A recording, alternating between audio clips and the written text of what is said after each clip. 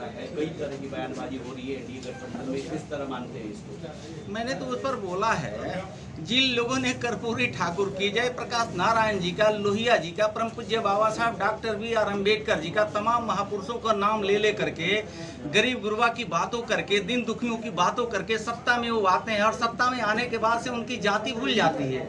वो अपने परिवार में फंस जाते हैं, अपने परिवार और बेटा बेटी, माई भतीजा और नाना मामा के चक्कर में पड़ जाते हैं। यह देश में और प्रदेश में विकास की एक गति मिली है। देश के यशस्वी प्रधानमंत्री नरेंद्र मोदी जी के नेतृत्व में जाति गौन हो गया है, विकास सामने आया है और सर्व समाज के लोगों को विकास चाहिए।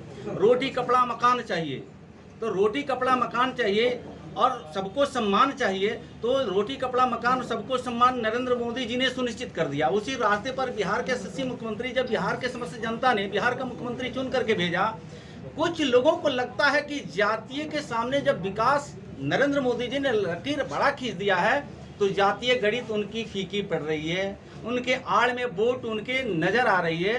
तो अपने वोट के जाल में फिर ये देश और प्रदेश के गरीब जनता को गुमराह करके वोट अपने पक्ष में लाने के लिए एक जातीय आंकड़ा को फिर उन्होंने एक चाल चला है। मेरा मानना है कि जब बिहार प्रदेश में और सदन के अंदर से जब इसको जारी कर दिया गया और सदन के एक नेता बिहार के यशस्वी मुख्यमंत्री नीतीश कुमार जी के नेतृत्व में भारतीय जनता पार्टी के, मुझे भी सदस्य के रूप में माननीय प्रधानमंत्री से मिलने का अवसर मिला। हम तो कोट से बधाई, धन्यवाद, आभार प्रकट करते हैं राज्य और केंद्रीय नेतृत्व को कि मैं एक अनुसूचित जाति चमार वर्ग में जन्म लेने के बाद भारतीय जनता पार्टी ने इतनी बड़ी दायित्व दिए, इतनी बड़ी जिम्मेवारी दिया और प्रधानमंत्री के मिलने के बाद से मुझे आशा लगी है, जगी है कि बिहार के, देश के समस्त समाज के लोगों को, गरीब को, दलित को, पिछड़ा को, शोषित वंचित समाज को कभी भी नुकसान नहीं होगा जब ये देश के प्रधानमंत्री नरेंद्र मोदी जी हैं। और नरेंद्र मोदी जी का निर्णय जातीय जनगणना पे अंतिम निर्णय होगा।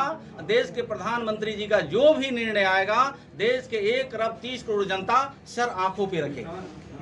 उपेंद्र कुशवाहा पदाधिकारी का, वो डीएम से लेकर के और नीचे स्तर का सभी पदाधिकारी को नंबर अखबार में प्रकाशित करा दिया गया। कब से फिर खनन शुरू होगा? फिर 31 अक्टूबर से 1 अक्टूबर से वो फिर सुनिश्चित कर दिया जाएगा, खनन, नए खनन होना सुनिश्चित हो जाएगा।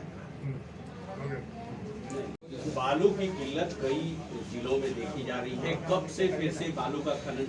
मुझे लगता है कि आपने कहा कि बालू की किल्लत है, जून, जुलाई, अगस्त, ये जुलाई, अगस्त, सितंबर 3 महीने बालू का मानसून को ध्यान में रखते हुए खनन नहीं किया जाता है।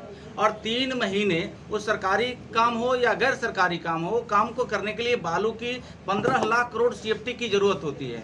बिहार में 15,65,00,000 करोड़ CFT बालू उपलब्ध था, उससे सरकार गैर सरकारी काम चल रहा है। कहीं अगर आम लोगों की लगता है कि बालू उपलब्ध नहीं है, उसके सरकारी रेट भी निर्धारित कर दिया गया है, तो ऐसे लोगों को जिले के माइनिंग इंस्पेक्टर हो, खनिज विकास पदाधिकारी, उसका नंबर उपलब्ध करा दिया गया। वहाँ के आम लोगों को उस नंबर पे संपर्क करने पे बालू कहाँ से मिलेगा, कैसे मिलेगा, किस रेट से मिलेगा, सारी उनको बताई जाती है। अगर इस तरह का भी कोई आम लोगों को परेशानी होती है तो उस नंबर पे जिले के जो माइनिंग इंस्पेक्टर है, खनिज विकास पदाधिकारी, उनके संपर्क में आने के बाद वो समस्या निराकरण होता है, हल हो जाता है।